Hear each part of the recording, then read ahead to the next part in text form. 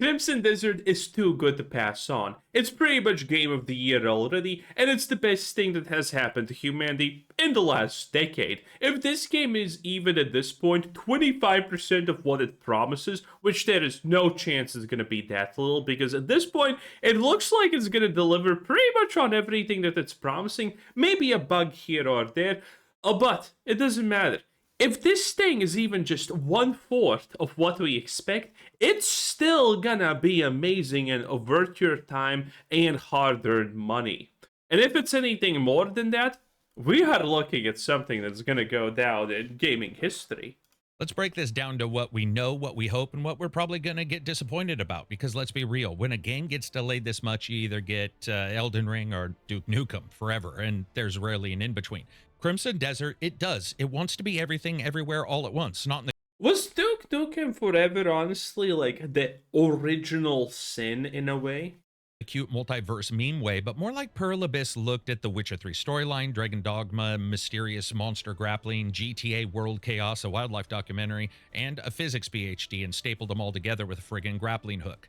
But you don't build a car by smashing iron and glass together in a fucking ball. If it doesn't Has he not seen the Flintstones? I'm pretty sure that's exactly what you do. spreadsheet itself into an Excel document of separate cells and instead comes together as one piece, we could be looking at something special. Way back in 2019, this was announced. They gave out information that it was a totally different game than what they had worked on before. Its early innings pitch was way different. This project started as a prequel-ish thing that was sort of orbiting Black Desert Online, the studio's MMO. Yeah, it was supposed to be a Black Desert Online initial tie-in type of thing, and then as the game got fleshed out, they just decided, wait a minute, this is a single-player game that we're making here, kind of accidentally. So let's switch full gears on single player. Usually, a delay of, well, as long as honestly Crimson Desert has taken, is a giant red flag. I mean, look at Fable. That thing is gonna be a disaster. And there's literally a lot of people who are actually like, oh no, 12 years in the oven is a good thing, you see. All the good games have been in development for decades. No, no, no. But there are exceptions to this, and this is one of them. This is one of them because Pearl Abyss is not really constrained by any sort of, oh, you must release it now. It's kind of doing the same as GTA 6, and it's taking its time when it needs to. MMO cash cow and sold as a weird MMORPG in the same continuity. The DNA was pure Pearl Abyss, though. Persistent world, spreadsheets with abs for your stats, the kind of progression loop that eats weekends, whiling away the work days, wondering if the sign in would work. Then the 2020 Game Awards came out, and we got to see the public demo, which coughed up frame times that needed some goddamn electrolytes. That thing ran like it had calf cramps and was going to sell frames per second in a cash shop. But watching that old footage is a bit like watching Michael Jordan's last days. Moments of brilliance, then the reminder that things can go absolutely wrong.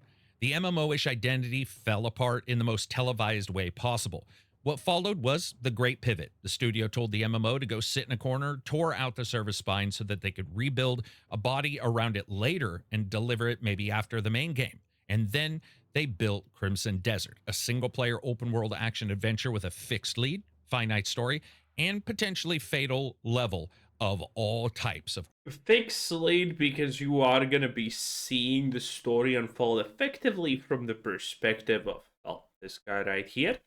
But you will still be able to pick what you want to play as. Crap to do. From Spider-Man to God of War, from Lord of the Rings, Mortal Games to Assassin's Creed, there wasn't really a feature tweak that happened here. It was a series of complete personality transplants. And because time is a flat circle and deadlines are myths, the date slipped as you would expect. Late winter 2021 turned to late 2025, turned to the current, now promise of March 19th, 2026. That is half a decade of delays. It's only like 1/4 of Star Citizens, though. The last delay in its official line was it wasn't a panic delay to fix core systems, but it is a bit of coordination hell with voiceovers in multiple languages, all kinds of offline distribution issues, and console certification that they had to work through. In grown up words, it meant a worldwide box product launches actually, especially one of the things about the console delays and whatnot is Sony came to Pearl Abyss and said, "Hey, we can give you money if you give us a part of your soul." And Pearl Abyss was like, "We don't have a soul. Have you not been paying attention?" Because they don't. And well, as you can imagine, Sony's probably a little bit spiteful about that. And so the getting on PlayStation or whatnot is not gonna be like super straightforward. It's gonna be a little bit annoying for them because Sony really wanted to, get them for themselves. Actually difficult. Really, when you shipped just MMOs in the past, it makes even more so. And meanwhile, everybody did their dramatic fainting couch routine because, of course, they did. But the upside really is obvious. Slide out of 2025's Murder Dome, climb into a cleaner window before GTA 6 vaporizes the calendar, and try to own March through that and see how you can do. Let's look at the overall picture, though. Crimson Desert's now marketed as an open world action adventure single player experience. Now, this is set in a Nice. war torn fantasy continent. On paper, Crimson Desert now lives and dies by its main character as well, Cliff, mercenary boss, prowler of a continent filled with low, mid, and high level enemies that simply can't sit still. The continent's battered by conflict, shattered by mercenaries, and collapsing under betrayal. Power vacuums, and of course, petting animals are all here. It's weird that in today's games, we base excellence on being able to pet dogs and cats. If they're in the game, you pretty much have to pet it. Speaking of petting, That's a nice thing to have, okay? Like, for example, fishing is a benchmark currently of every single good game that has ever existed. No fishing is bad. And fishing is something all the bad games desperately add in hopes of, oh, fishing, guys. Like Fallout 76. They literally did a whole update about fishing because everyone was talking about other games and how you can fish in them. So fishing is the ultimate catch for bad games and the best games. we live in a weird world when one of the top headlines in the past months was when someone boringly asked, "Hey man, but can you screw the dragon?" Well, the worlds are always interesting. I mean, that is kind of a serious question that should probably be taken seriously and answered. Reasons, I guess. The Let time to best be of these alive. games, almost always they have a central character that funnels the worldview through their eyes. And if that nails it, the rest of the game can come together quite easily. Here, Cliff is lucky. It's kind of actually crazy because we don't really know too much about the story, okay? You get ambushed, your party gets killed, then you are out to rebuild it and, hopefully cleanse the world of orcs because, obviously. To have his life after his mercenary. Listen, I'm a simple man. I just want a fantasy game, a fantasy medieval world where the setting is time for humans to rule, okay? It is what it is. You did good, dwarves, but you dig too deep. It is what it is. Don't get mad, Chief. Group, the Gray Manes, get absolutely wrecked by their sworn enemies, the Black Bears, in a devastating ambush. Cliff's left to Which actually seems kind of hilarious because these are the Black Bears, and yeah, they don't exactly scream intelligent, do they? The Grey whatevers got ambushed by a bunch of retards and it worked perfectly.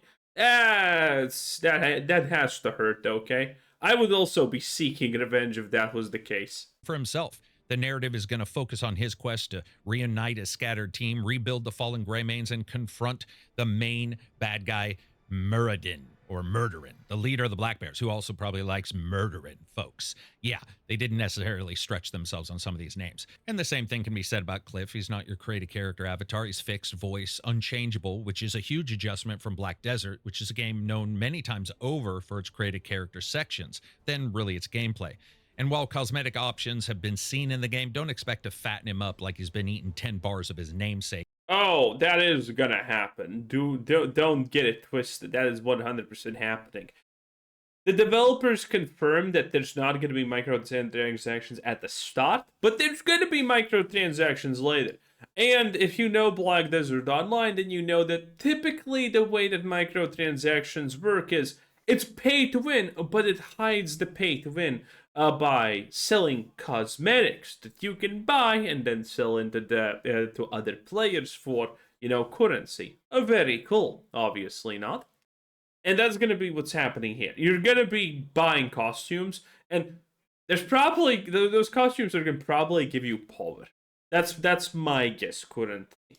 And has really high glucose levels. And for this video, I'd like to shout out our new sponsor, No One. No One is an amazing sponsor. They don't really require anything other than that shout out right there. So thank you once again for No One being the sponsor to this video. Cliff's Greymanes are scattered by those black bears I'll take money from everyone and anything, okay? Listen. ambush. And so the early arc is about finding your people, reclaiming turf, and making enemies regret that People are saying, oh no, the game's too good to be through. Like, look at this Nightmare Fuel, okay? Look at this. I'm not gonna lie.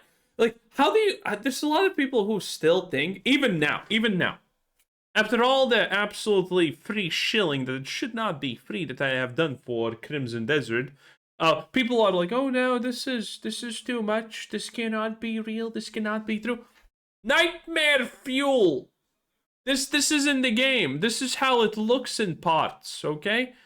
So this is real. If they were Star Citizening you, it would look very more fancy. Trust me. they ever faced off against a dude who apparently spends Saturdays leaping off dragons' backs and then dragon punch in the ground. Sure, the macro plot is kingdom in chaos. Yeah, I mean, you can never actually get away from the classic trope of, Skyrim's, I am the Dragonborn, I just killed 2 dragons and a god, and now this mugger is trying to attack me. You can never get away from it. It is what it is. But you know what? I appreciate games that do that, but then they go full balls to the walls in that case, and they allow you to get so powerful that the basic level 1 mugger who is attacking you literally turns into, a pile of meat popsicles the moment you just touch them with your finger. And you're not even a mage. You just slightly touch them and that's it. A meatloaf. The microplot here, though, is multiple parts: loyalty, payroll, comrades, and combat. And if Pearl Abyss nails the companion chemistry that we've seen some of the games start to show and the reputation system... Dude, if I have the ability to wait a minute.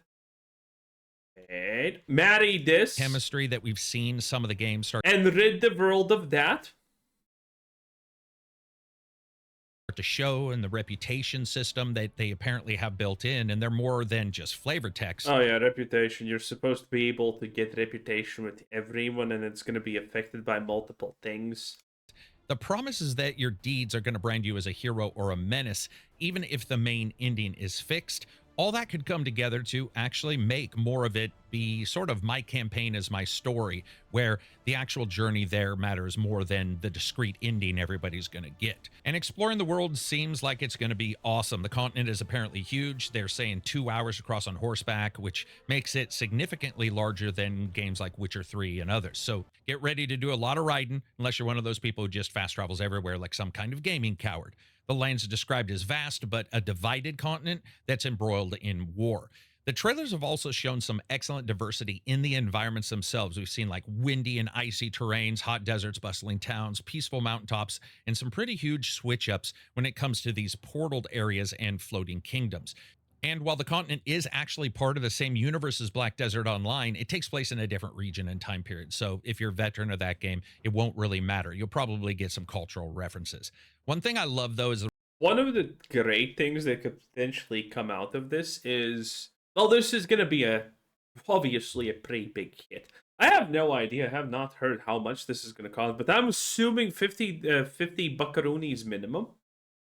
And, if you follow this channel, you have already probably saved 200 plus bucks this year by not buying Marathon, by not buying Concord, by not buying a lot of goddamn shitty slop. So, $60, $70 even, you have the money to spend. Thank me later.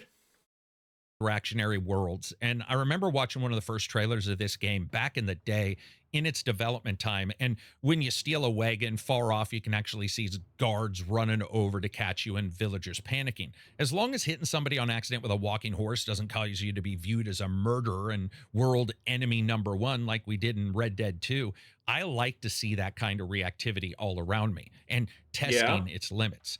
And apparently there's going to be a lot of testing because they've emphasized that there's a lot of exploration and discovery, and there's going to be mystical beings. You got your treasures and you have all your different adventures. You also have activities like fishing and cooking, crafting, hunting. They're all included to give you a little bit of a generic feeling of life within the game, with some of those activities having deeper realms that you can dive into, perhaps different items you can get for each one. Progression here also seems focused on just finding equipment and learning new moves after boss fights and throughout characters in the world and their training. This is a smart move, I think, because it actually means that the game can stay pretty Oh, actually, I never talked about the learning moves mechanic. So, if you're gonna be able to learn boss moves from bosses, that's kind of nice, but that's also kind of bad because that means that it's kind of a catch. This is kind of a catch style of trap. I don't like that. This is one of the things that I don't like. I like the idea that you learn moves from different things, but the reality is that's a little bit awkward because think about it. Okay, so you're gonna fight this boss. This boss has this move that you want to do. So now what you're doing? Well, you're not fighting it. You're just slightly running around and dodging and waiting until it does that move. And then you can't miss that move, otherwise you're not gonna learn that move. And same thing with NPCs. So I think learning moves is pretty good, but I honestly think it's way better to just create special encounters in the world, or defeating a boss can they teach you a move by default, or finding trainers. I prefer those things over the I'm gonna learn a move by observing it, because this is not the first game that has done this. Black Desert, Crimson Desert. Crimson Desert is doing a lot of things that a lot of people are praising, but honestly, as far as I know, Crimson Desert has not done anything actually truly unique. And that's not a bad thing. That's actually a good thing. Most games that succeed don't do anything new. Arc Raiders, zero innovation. Clear Obscure Expedition 33, zero innovation. Literally name you can't name a single great game in the past decade or two that has actually done innovation. All of it has already been done before. And that's why I don't actually demand that games try to innovate on stuff. Because pretty much most stuff has already been done. Honestly, the last time that someone has innovated, multiple times in a row, is Last Epoch. Last Epoch is my personal favorite choice of ARPGs, by the way. I love Path of Exile. I love Diablo 2 even more than Path of Exile, by the way. Currently playing a Boazon. Absolutely loving it. Online, but I'm single playing it, because why not? But in any case, Path of Exile has also innovated, but Last Epoch has innovated the most. And innovation typically comes in, nowadays, comes in forms of stuff that no one actually thought that needs to be made better. Yes. So, someone's gonna innovate at some point, and it's gonna be amazing. But at this point, we're at the baseline that we know what works in general and what doesn't, and we can just pick the things that work and just polish them really good, and we're gonna have great products. And Crimson Desert, I think, is that kind of situation. Be focused on the action roots and the roots of this particular character having a certain power base no matter where he goes in it.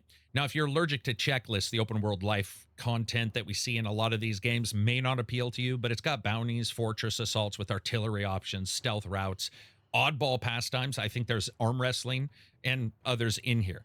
Now, when it comes to the combat and going around and after your exploration, there's a lot of reactivity that they've talked about and that we've seen. From what we've seen in the trailers and gameplay demos, Crimson Desert is shaping up to have some over-the-top combo-heavy action, definitely higher than most other games, and certainly this side of, say, Devil May Cry. And it's going to combine your up-close sections, combo attacks, strategic gameplay in a way that we've already seen in some of those trailers. The combat mechanics do seem to draw an inspiration from multiple different titles and genres, though.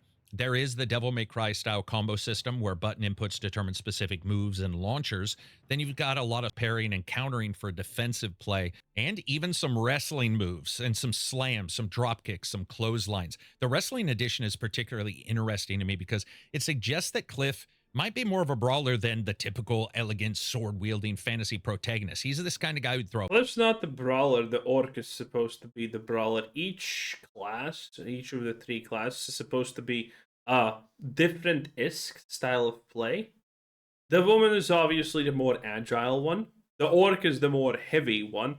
And Cliff's probably supposed to be the one in the middle. punch, kick somebody in the nuts, and then stab them with a lightning sword all in the same combo, which honestly sounds way more entertaining than a lot of other heroes in a lot of other games with their perfect form. However, where Crimson Desert looks to have some major chops is the boss battle, something we've seen all the way back to those original trailers.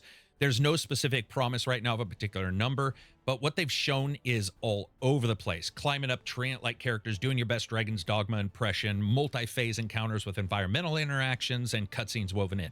We've got bosses that are like this large animal beast shown in the snowy environment. Then you have a stag lord. You also have a devil with puzzle-like elements involving... Isn't the stag lord just a guy wearing a stag what a ped? I mean, isn't that fucking obvious?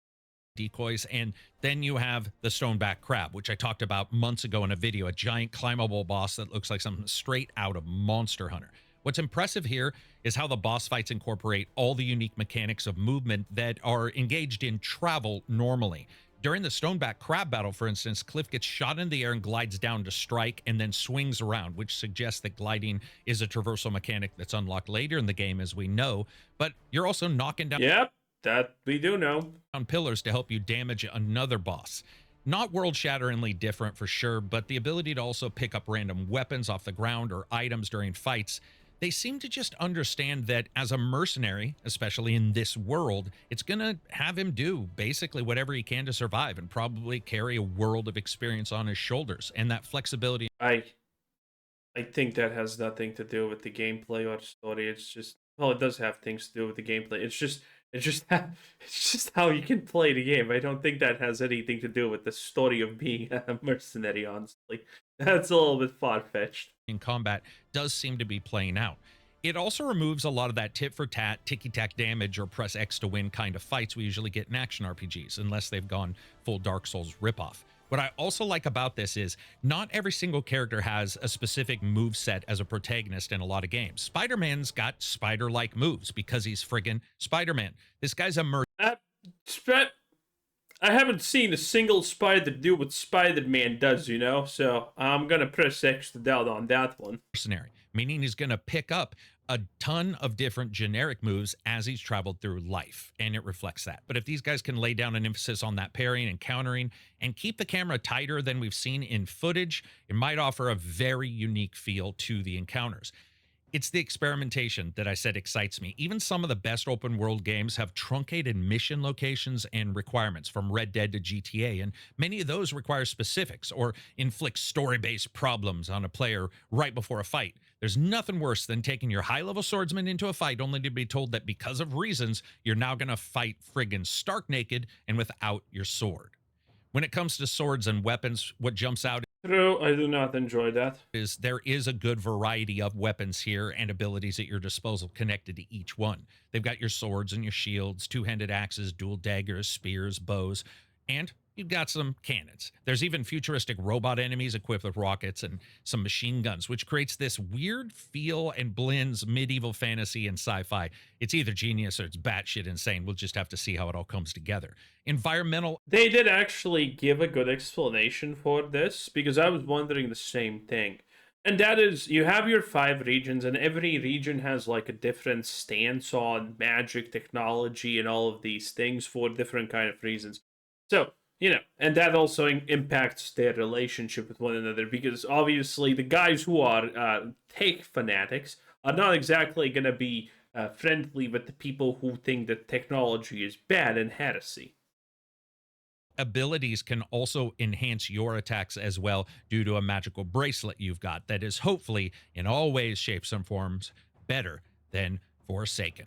Hopefully, I never have to say that game again. Wow. When it comes to traveling around, there are also some companions that you're going to meet, not only due to the actual group that you're with in the mercenary unit, but just other folks within the game world. Seeing how they control, how you can control them if you can, and how they react to combat is going to be a linchpin of this. When it comes to traveling around the game world with them or without them, you have different mounts. You've got horses, they're your baseline. Then you have things like bears and wyverns and dragons, and you even have some kind of mechanical war robot that you can ride on or fight or fly with or shoot around on. I love that. It's indulgent. Yes, it's also on point for a game that is just doing a crazy amount of stuff.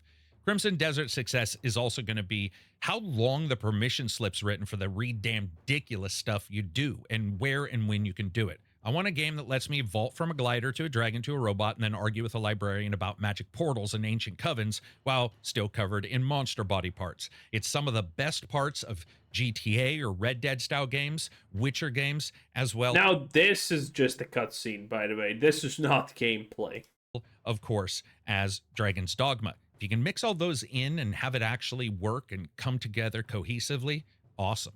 When it comes to cohesiveness, though, I do want to talk a little bit about their engine and the improvements they've done. This is the Black Space engine, and they did bespoke on this. This is their own thing. The idea of doing their own, the idea of any developer really doing their own, may not be the Yeah, we saw this. best return on investment. Looks pretty good. For most titles. We've had developers talk about the millions upon millions of dollars it is to make your own engine. But they decided for a 3D open world action adventure RPG where they want to go out and do what they want and be able to build in and on that engine to allow for them to have particular abilities for your main character, it makes sense. That doesn't necessarily mean it's missing anything. In fact, after we've seen the GDC videos and others, it's got a lot of the support we've seen for any other game. Physically based, pretty much everything, cloth and hair that collide properly. You've got water that does shallow and ocean and swells between both and seems to do it quite well. You have different volumetric fogs that behaves like a character. You can see some videos of it shifting around as the character moves through it. You've got a day-night cycle, and you've got proper atmospheric scattering, ray trace lighting when you want it, and hopefully a game that is absolutely allergic to loading screens. The best games are the ones that say, hey, we built this cathedral of polygons, now pray your GPU can handle it, and the GPU shows up, and then it's around 100. Okay. Is that pretty much it? And passably almost always become. Oh yeah, the World of Warcraft table content. Pretty nice, I like if you add it. I hope it's not like a super main thing, it's just an additive that you do time to time. All of these systems can be good. World of Warcraft, one of World of Warcraft's biggest mistakes is the fact that it puts too much emphasis on every shitty system that they make to the point where it feels redundant, forced, and boring. But just having something like this that kind of makes your life easier and you can do time to time, but you're not exactly punished if you don't, is great. Honestly, I would say. In any case, that was ACG 10 out of 10. Bye.